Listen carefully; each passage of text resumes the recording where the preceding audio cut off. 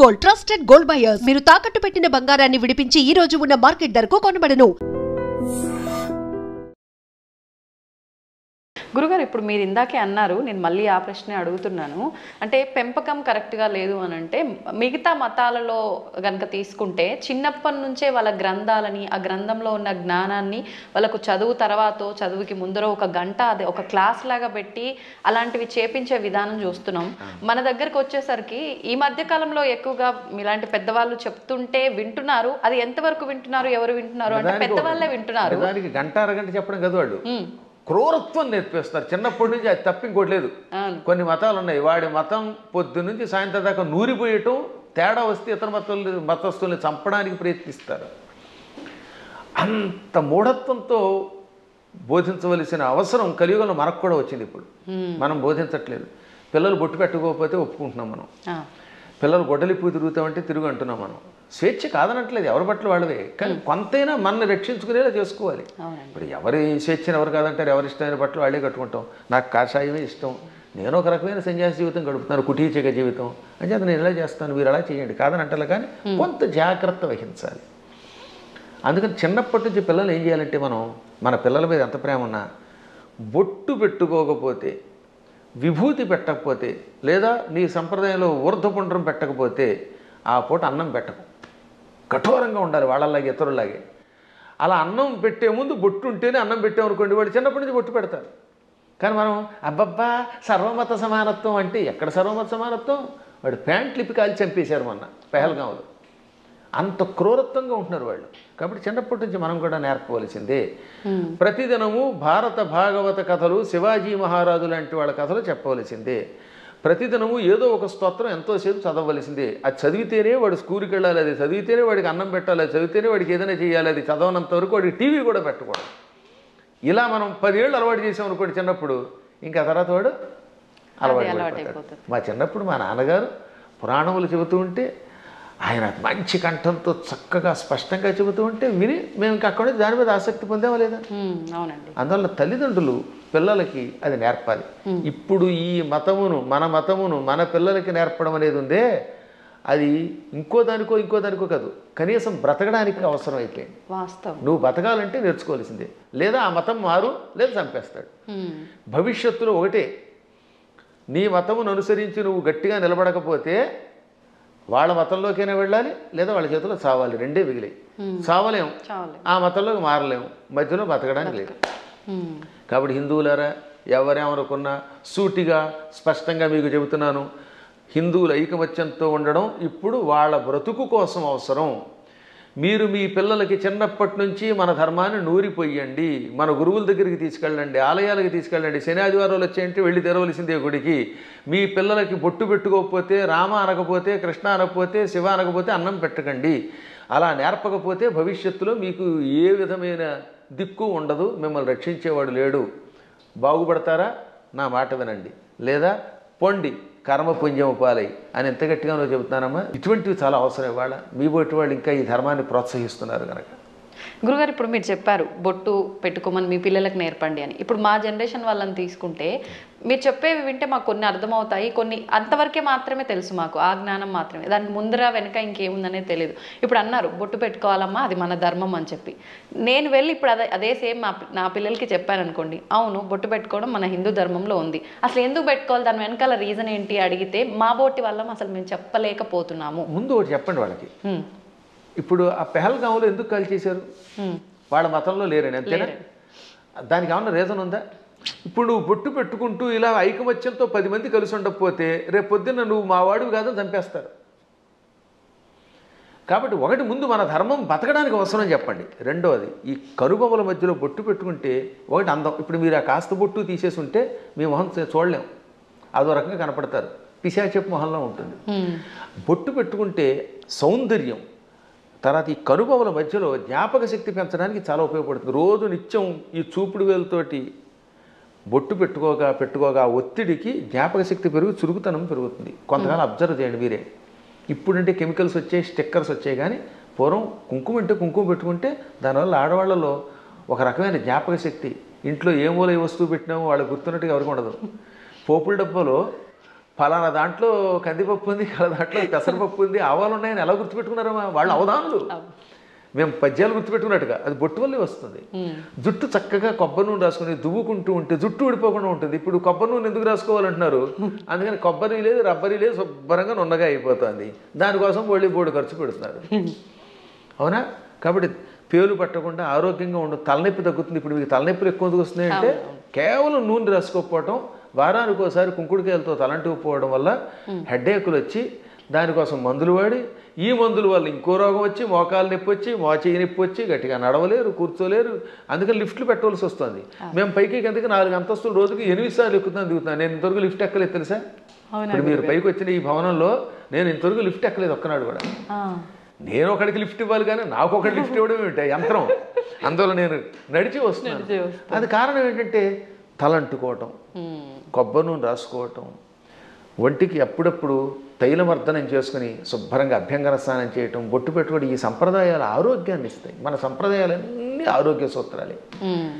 మన తలలో ఉన్నటువంటి బ్యాక్టీరియాని చంపి ఆ చేదు, కుంకుడు చేదు బట్టతలు రాకుండా కాపాడుతుంది. రెగ్యులర్గా కుంకుడుకాయతో వారానికి 2 సార్లు 1 సారి స్నానం చేయండి, జుట్టు వస్తుంది. షాంపూలు పెట్టండి, వెంటనే ముందు తెల్లని రంగు క్యాంప్ వేస్తుంది షాంపూ వల్ల, అందుకే తెల్లబడిపోతాయి. ఆ తర్వాత ఈ తెలుపు బాగు చేయడానికి మళ్ళీ రంగు వేయాలి. ఆ రంగు వేసేసరికి మొత్తం జుట్టు ఊడిపోయి చుట్టూతో 4 వెంట్రుకలు దానికి రంగు వేయటం, లేదా మళ్ళీ విగ్గులు పెట్టుకోవడం, ఎన్ని గొడవలు వస్తున్నాయి. కాబట్టి మన సంప్రదాయంలో అన్ని ఆరోగ్యానికి పనికొచ్చేవి. అయినా కొన్ని విషయాల్లో ఇంకెందుకు అడగకూడదండి. నేను ఎందుకు పుట్టానంటే ఏం చెబుతావు? మనం పుట్టామా లేదా? ఆ పుట్టడానికి మన కారణం మన చేతిలో లేదు. అది మన కర్మ ఏది ఉందో మనకు తెలియదు. కాబట్టి నువ్వు ఎందుకు పుట్టావు, నువ్వు ఎందుకు అన్నం తింటావు, అన్నం తిన్నంతకాలం, నువ్వు పుట్టినంతకాలం, నువ్వు పరిగెడుతున్నంతకాలం నువ్వు కొట్టెట్టుకోవాల్సిందే. కొన్నింటికి ఇంకా లేదు, నువ్వు లాగి కొట్టించుకోవటమే. దెబ్బ కనపడుతుందా? దేవుడు ఎక్కడున్నాడో చూపించమని అడిగట్టు వెనకడికి. లింగ పురాణంలో ఒక నాస్తికుడు వచ్చి దేవుడు లేడు, ఉంటే చూపించన్నట్ట. వెంటనే గురువుగారు లాగ్ గోపేదుడు కొట్టాడు. బాబోయ్ అన్నాడు. ఏం బాబోయ్ ఎందుకు అన్నావు అంటే బాధ అన్నాడు. ఏది బాధ చూపించన్నాడు.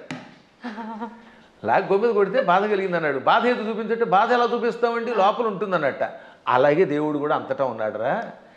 ఈ బాధలో, ఆనందంలో, వెలుతురులో, జలంలో ఉన్నది ఆ చైతన్యమే. అది లేకుండా పుట్టావు, లేకపోతే ఎముకల పోగు.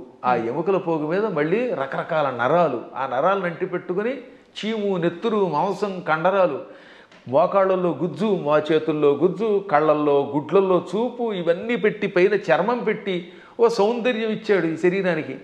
ఒక్కసారి ఆశ్చర్యంగా ఉంటుంది మనకి. దీని కింద ఎన్ని నాడులు, మనం తిన్న అన్నం గిలకొట్టబడి జీర్ణమై రక్తంగా మారుతుందా, ఆ రక్తం వీటన్నిటికుండా ప్రవహిస్తున్నదా. అసలు ఎంత అద్భుతమైన యంత్రం. ఈ యంత్రాన్ని ఇంకెవడన్నా రీప్లేస్ చేయగలడా? మోకాళ్ళ చెప్పులు మారిస్తే ఒరిజినాలిటీ ఎక్కడ ఉంటుంది? వంగలేవు, కూర్చోలేవు నువ్వు. ఈ ముక్కు మారిస్తే దీంట్లో ఉన్న ఉండవు. ఇటువంటి శరీరం ఒక్కసారి స్తంభించిపోతే ఎందుకు పనికిరాకుండా అయిపోతే అది ఎందుకు పనికిరాకుండా కుళ్ళిపోతుంది. మళ్ళీ దీన్ని కుళ్ళిపోయి పాడైపోవడానికి వీలుగా లోపల బ్యాక్టీరియా పెట్టాడు. పురుగులు వచ్చి తగలబెట్టకపోతే, కాల్చకపోతే, ఈ శరీరం కొంతకాలం అలా మూలండిపోతే లోపల కొత్త పురుగులు పుట్టి దీన్ని తినేసి మళ్ళీ అవి నాశనం అయిపోతాయి. శుద్ధి చేసి వెళ్ళిపోతున్నది. అటువంటి ఈ అస్థిపంజరాన్ని, దీని మీద ఇన్ని రకాలైన విశేషాలని పెట్టి సృష్టి కొంతకాలం నడిపిస్తూ మళ్ళీ వీడు వెళ్ళిపోయాక ఎక్కడికి వెళ్ళాడో తెలియకుండా చేసే అపూర్వమైన ఆ అద్భుత దివ్యశక్తే పరమాత్మ అంటే. కాబట్టి వాడు అంతటా ఉన్నాడు. పిల్లలకి పిడివాదం కాకుండా చిన్నప్పటి నుంచి కనుక నేర్పితే 8 ఏళ్ళు వచ్చాక మనం నేర్పలేము. బై బర్త్ చిన్నప్పటి నుంచి బొట్టు, బొట్టు, కట్టు, వాడికి స్తోత్రాలు నేర్పాలి. ఇప్పుడు నేను ఉదాహరణ చూస్తాను. మా మనవడు ఉన్నాడు, మా మనవరాలు ఉండేది. వాళ్ళు రామ అనకుండా అన్నం తినరు. వాళ్ళ అమ్మ నాన్న అలా పెంచుతున్నారు. శివాజీ మహారాజుకి జై అంటాడు మా మనవడు వచ్చి కత్తి తీసి. ఆ శివాజీ కథలు నేర్పారు. ఆ రకంగా చిన్నప్పటి నుంచి నేర్పితే ఖచ్చితంగా ఈ మార్గంలో వస్తారు. నేర్పినారని దరిద్రులు కొంతమంది ఉంటారు, కొంతమంది క్రూరులు. ఆ కమ్యూనిస్టులు మనమేం బాగు చేయలేము. వాళ్ళు నికృష్టులు, వాళ్ళ పక్కన వదిలేద్దాం, అది వాళ్ళ కర్మ. కానీ ముందు మన ప్రయత్నం మనం చేయాలి. గురుగారు, ఇప్పుడు మీరు ఇందాక అన్నట్టుగా పిసినారి కానివ్వండి, ఇలాంటి మూర్ఖులు, నాస్తికులు కానివ్వండి, ఇదంతా అంటే వాళ్ళ కర్మను బట్టే వచ్చారు అనుకోవచ్చా? మరి లేదు అంటే ఇప్పుడు మీరు చెప్పినట్టుగా పెంపక లోపము అలా కూడా అనుకోవచ్చా? దీనిలో చాలా పనిచేస్తాయి. పెంపకంలో కొంత లోపం, వాళ్ళ పూర్వకర్మలు కొన్ని, చుట్టుపక్కల వాతావరణం కొన్ని, పరిస్థితులు కొన్ని, ఇవన్నీ కర్మల యొక్క ఫలితాలు.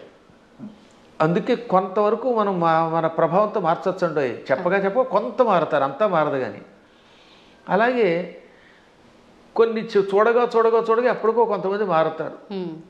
కొన్ని పుట్టుకతో వచ్చే దరిద్ర లక్షణాలు ఉంటే అవి చచ్చేదాకా మారవు. అందుకే వాటిని ఏమంటారు? నైసర్గికములు అంటారు. నిసర్గ అంటే బై బర్త్ వచ్చేదాన్ని. పూర్వం మీరు ఎప్పుడన్నా సోషల్ స్టడీస్ చదివితే భారతదేశానికి నైసర్గికంగా హద్దులే ఉన్నాయి అంటే ఏంటి? సహజంగా ఏర్పడినవి అని అర్థం. కాబట్టి నిసర్గ అంటే పుట్టుకతో వచ్చే సహజ లక్షణము. అటువంటి లక్షణాలకి అన్నీ పోవుగానే కొంతవరకు మార్చచ్చు. నాస్తికులు కూడా చివరిలో మారినవాళ్ళు లేరు. కొంతమంది పేరు కమ్యూనిస్టులు, మా ఆవిడ రమ్మందండి అని మళ్ళీ ఏడుకొండల దగ్గరికి వెళ్ళడం.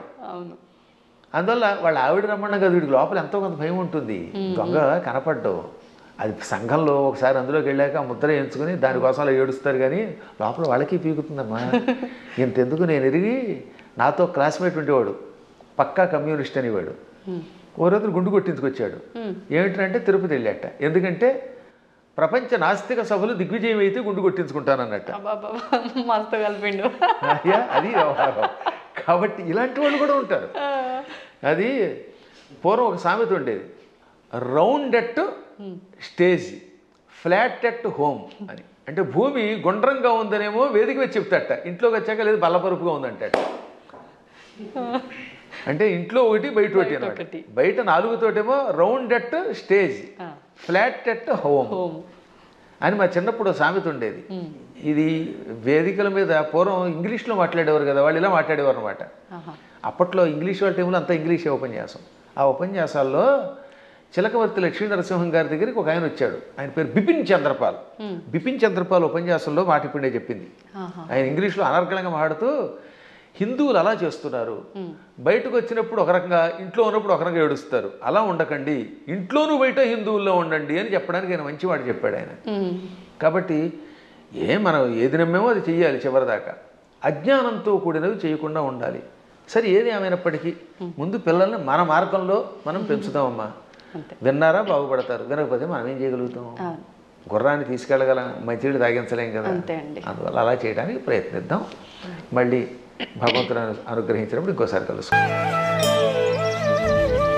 తవ్వండి, తవ్వుతూనే శివలింగం. సరే, దాన్ని అట్లా కప్పేసేయండి, చూపించదండి. మూర్తి పూజ కాదు, సాక్షాత్ బ్రజేంద్ర నందన భగవాన్ ఉన్నారు మూర్తులు. ఏమీ ఆశించకుండా ఆరాధించే వాళ్ళు కూడా ఉన్నారా ప్రభుజీ? నిజమైన భక్తి అంటే మనకు తెలియదు కాబట్టి